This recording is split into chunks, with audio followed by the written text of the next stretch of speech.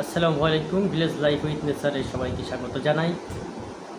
ইতিমধ্যে আপনারা দেখেছেন যে ডাকসুর পরে জাকসুতেও শিবিরের জয়জয়কার। 25টি পদের মধ্যে 21টিতেই ভূমিধস বিজয় লাভ করেছে জাকসুর।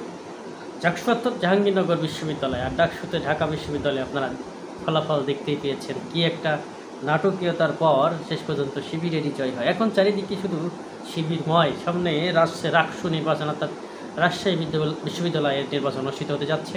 এমত অবস্থায় যারা শিবিরকে নিয়ে রাত দিন করে থাকতো তাদেরই একজন নবমিতা চৌধুরী, তিনি কি বলছেন চলুন আমরা এক ঝলক শুনে আসি। শিবির সমর্থিত প্যানেলের সদস্য জাকসুর ভিপি পদে নির্বাচিত হয়েছেন যিনি স্বতন্ত্র প্রার্থী আব্দুর রশিদ জিতু।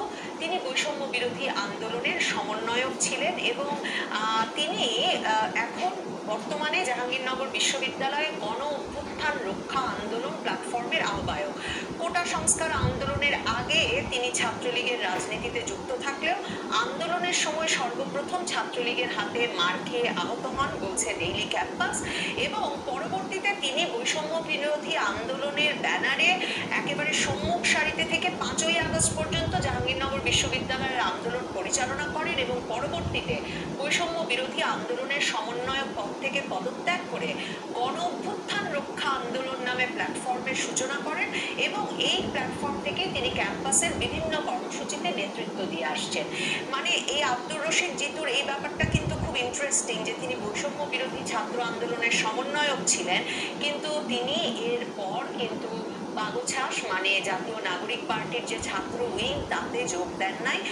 তিনি নিজের একটা প্ল্যাটফর্ম গড়ে তুলেছেন গণ অভ্যুত্থান রক্ষা আন্দোলন, এবং এখন দেখা যাচ্ছে তা থেকে তিনি ভিপি পদে জয়ী হয়েছেন। মানে একমাত্র তিনি ছাড়া আসলে প্রায় পূর্ণ প্যানেলই নিয়ে নিয়েছে ছাত্র শিবির, এবং ছাত্র শিবির যে জাহাঙ্গীরনগর বিশ্ববিদ্যালয়েও ছাত্র সংসদ নির্বাচন অনুষ্ঠিত হলে অত্যন্ত ভালো করবে, সেটা কিন্তু এপ্রিল মাসেই আপনারা জানেন আমি বয়ান তৈরি করেছিলাম যে জাকসু নির্বাচন ছাত্র শিবিরের দারুণ সুযোগ। কারণ আমি তখন থেকেই বলে আসছিলাম যে শুধুমাত্র জাকসু নয়, বাংলাদেশের পাবলিক বিশ্ববিদ্যালয়গুলোতে এখন ছাত্র সংসদ নির্বাচন হলে ছাত্র শিবিরকে হারিয়ে দেওয়া অত্যন্ত কঠিন হবে। তার মধ্যে এই যে ভিপি পদপ্রার্থী হিসেবে একজন স্বতন্ত্র প্রার্থী জিতে, এগুলো সব নবমিতার পরিশ্রমের ফল। তার নিজস্ব ইউটিউব চ্যানেলে সে নিয়মিত এই ধরনের কথাবার্তা বা বিভিন্ন বয়ান তৈরি করে সেগুলো পেশ করছেন। কখনো তার বয়ান ছাত্রলীগের পক্ষে যায়, কখনো শিবিরের পক্ষে,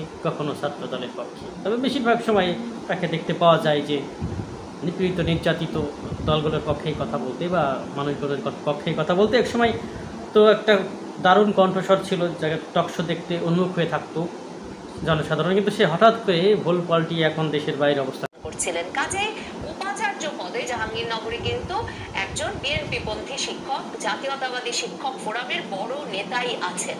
এই অবস্থায়ও এই যে বিএনপি পন্থী শিক্ষকেরা যেমন নির্বাচনী ব্যবস্থার উপর ভরসা রাখতে পারলেন না, তেমনি ছাত্রদলও ভরসা রাখতে পারলো না। কিন্তু ভোটের যে ফলাফল দেখা যাচ্ছে তাতে আসলে এই প্রশ্ন জাগে যে আসলে ছাত্র দলের অবস্থানটা কোথায়? তাহলে তারা কি করে?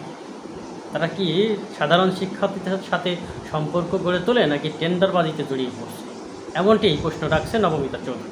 তো এই ছিল আজকের মতো বিশ্লেষণ। ধন্যবাদ সবাইকে চ্যানেলটির সঙ্গে থাকার জন্য। যারা এখনও সাবস্ক্রাইব করেননি অবশ্যই সাবস্ক্রাইব করে সঙ্গে থাকবেন। ধন্যবাদ।